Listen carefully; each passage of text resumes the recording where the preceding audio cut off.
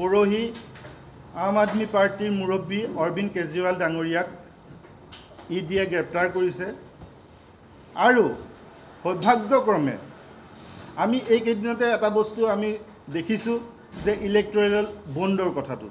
electoral বণ্ডৰ সকলো তথ্য ইতিমধ্যে আমাৰ পোহৰলৈ আহিছে আৰু কোনে ক'ত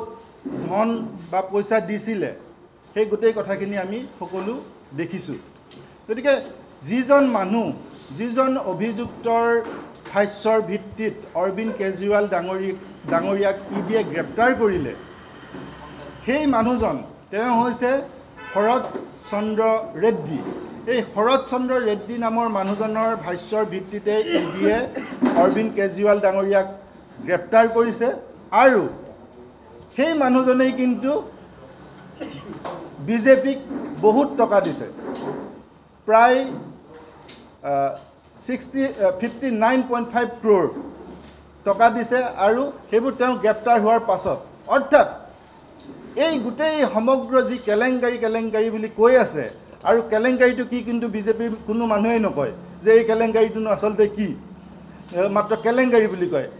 গতিকে আমি কৈছোঁ যে এই তথাকথিত কেলেংকাৰীটোৰ ক্ষেত্ৰত যি বিজেপিয়ে অভিযোগ কৰি আছে আৰু এই কেলেংকাৰীৰ নামত ইডি বা CBI যিমান প্ৰায় 500 মানুহক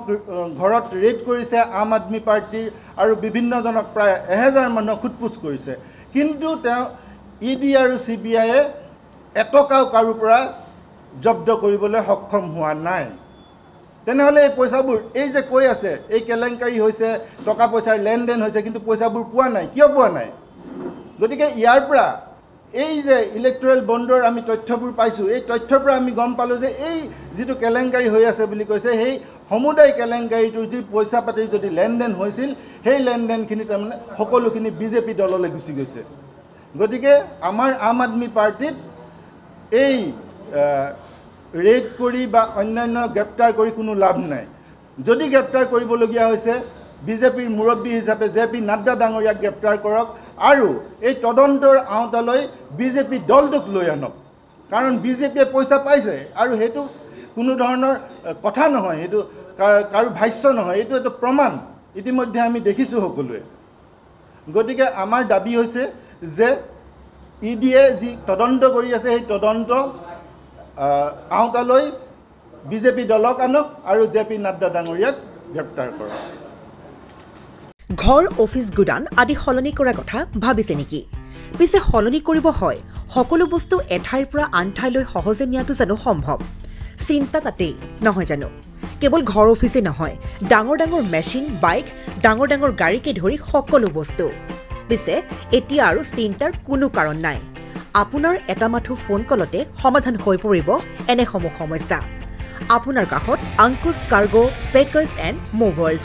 সমগ্ৰ ভাৰততে প্ৰভাইড কৰে ডোৰ টু ডোৰ সাৰ্ভিস গতিকে দেৰি কিহৰ এতিয়া যোগাযোগ কৰক 9957630102 অথবা 9546214823 নম্বৰত লগতে ঠিকনা ফটাহিল আমবাৰী